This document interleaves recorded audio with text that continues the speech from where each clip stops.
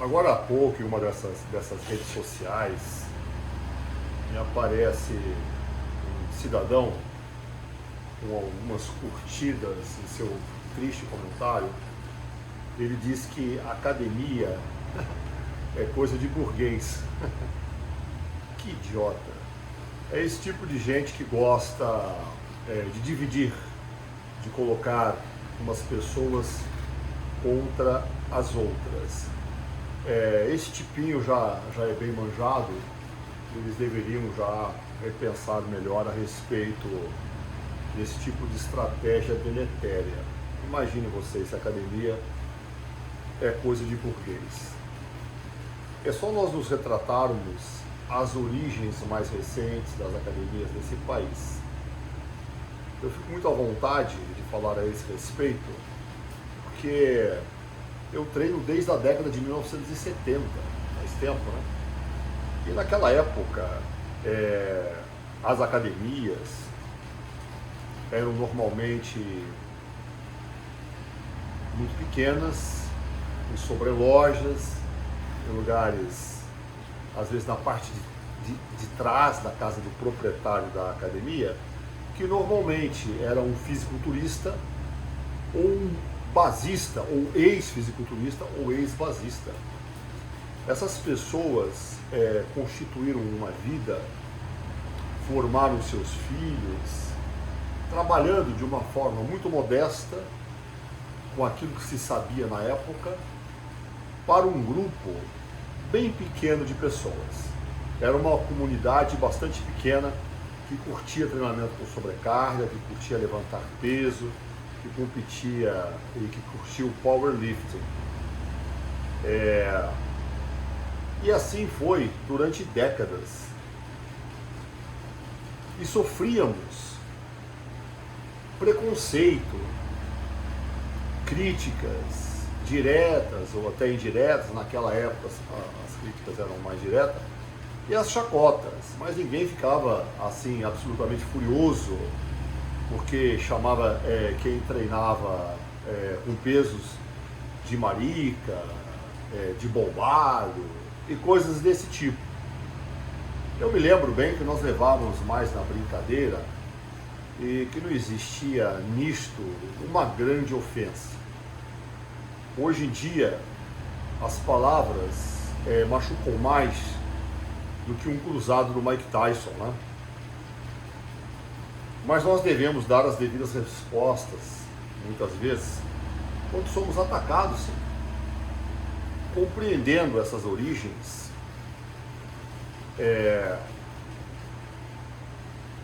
que é a base de todos nós, treinamento tradicional, treinamento com sobrecargas, equipamento básico, muitos pesos livres, poucas máquinas e algumas roldanas. O que aconteceu? Ao meu entender histórico, houveram dois eventos que mudaram o destino e a história das academias no mundo e no Brasil.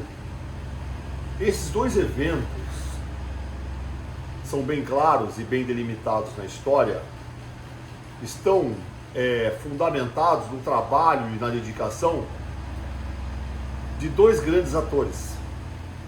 O primeiro deles, Sylvester Stallone, um grande herói para todos nós, ou pelo menos deveria de ser. Se não fosse Sylvester Stallone, em seu filme Rocky, o Lutador, o primeiro, milhares de pessoas ao redor do mundo não teriam ido buscar atividades, não só as lutas, como treinamento, nas academias e fora das academias. Rocky Lutador é um marco no Brasil e no mundo. Quantas pessoas não começaram a treinar motivados por Sylvester Stallone em Rocky Balboa? Antes dele, um outro astro ligado mais às artes marciais foi Bruce Lee, mas o impacto de Rocky o Lutador na década de 70 foi gigantesco. Algum tempo após, surgiu um outro boom que é o boom das ginásticas de sala, da ginástica aeróbica. Chamava-se ginástica aeróbica. E quem é a figura que percute a ginástica aeróbica ou aeróbica no Brasil e no mundo? Jane Fonda, a filha do Henry Fonda, dois grandes atores de Hollywood. Foi ela que popularizou a ginástica aeróbica. No Brasil não demorou muito a chegar. E um dos responsáveis para popularizar a ginástica aeróbica no Brasil foi o Luiz Otávio Marfará, que instituiu uma grande, ou talvez a primeira grande rede de academia no Brasil, que é as academias Runners, na qual eu trabalhei na década de 80. Pois bem, eu vi tudo isso acontecer. A ginástica aeróbica se popularizou, atraindo mulheres para a academia de ginástica, e aquelas academias que eram apenas de fisiculturismo começaram a reservar um espaço para a ginástica de sala. E muitas vezes a musculação teve que ser empurrada para os cantos para ceder mais espaço para esta nova atividade que chegava no cenário mundial. E a musculação sofreu seus reveses ao longo das décadas. A ginástica aeróbica se mostrou uma atividade que poderia ser bastante lesiva por causa dos impactos no solo. Aí veio a ginástica aeróbica de baixo impacto. Aí veio o step.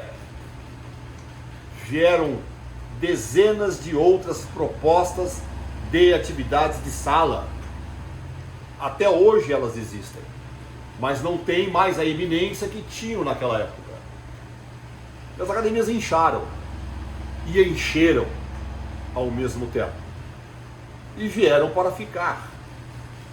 Agora, será que isto realmente é apenas coisa para burguês? É lógico que não. Mesmo porque lá nas origens eram pessoas mais humildes, mais modestas, em sua maioria, que frequentavam as academias. O restante do pessoal ia fazer, na época falava-se o Cooper, na época de Kennedy Cooper, iam jogar tênis, basquete, vôleibol. Não existia em âmbito nacional o jiu-jitsu. Eu nunca treinei jiu-jitsu. Eu fui atleta de judô, karatê e taekwondo. Não existia o jiu-jitsu e nem o muay thai no Brasil. Não demorou tanto a chegar também e se popularizar no Brasil. Mas será que essas atividades são, em academia, atividades apenas de burgueses?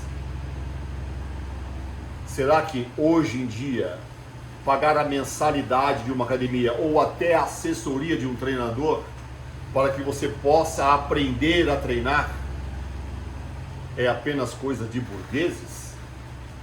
Será que isso tudo não está relacionado às suas ótimas escolhas? Você pode, por exemplo, escolher entre sentar na mesa de um bar, se encher de cerveja e porcariada, ou pagar a academia, ou quem sabe até um treinador inicialmente para lhe ensinar a treinar. Isso se você não for autodidata, for atrás de livros, revistas, atrás de informação, não é? As atividades físicas estão aí e elas são primordiais, ainda mais na época de hoje. Nós aprendemos melhor que estar treinado, que estar fisicamente condicionado é o melhor depósito que você faz para a sua saúde aqui e agora e para o seu futuro. Existem academias low cost, existem academias mais caras, mas você pode tirar o melhor. Existem as academias de bairro. Eu tive duas academias na minha vida, a Acrópolis na década de 80 e agora no novo milênio a Ironworks. Tanto na Acrópolis como na Ironworks quantos não foram os trabalhadores da construção civil que saíam do trabalho e iam treinar, obstinados, definidos a melhorar o seu condicionamento e a sua forma física. A atividade física, ela é bem democrática. Existem academias possíveis de serem custeadas para todas as classes sociais. Ou seja, isto é muito mais uma questão de opção e educação do que uma questão relacionada à classe social. Eu acredito que se nós tivermos a educação necessária, nós sempre iremos buscar a melhor escolha. Eu, Valdemar Guimarães, quando cheguei na Inglaterra, eu tinha muito pouco dinheiro para um país onde a moeda é extremamente valiosa, é em pounds, libras. E eu, lá na Inglaterra, em Birmingham, no começo da década de 1990, fui treinar na Temple Gym, quando iniciava sua carreira no Olímpia, o Mr. Dorian Yates. E para custear-me e para poder estudar na Inglaterra, durante quase um ano, eu lavei pratos no restaurante. Eu era burguês por acaso? Trabalhava como um homem simples, humilde, mas eu ia treinar todos os dias, mas ia investir em mim mesmo. Quando ia no caminho para a Temple Gym, eu passava no meio da biblioteca de Birmingham. E o que eu fazia? Saía antes para subir as escadarias da biblioteca de Birmingham para estudar.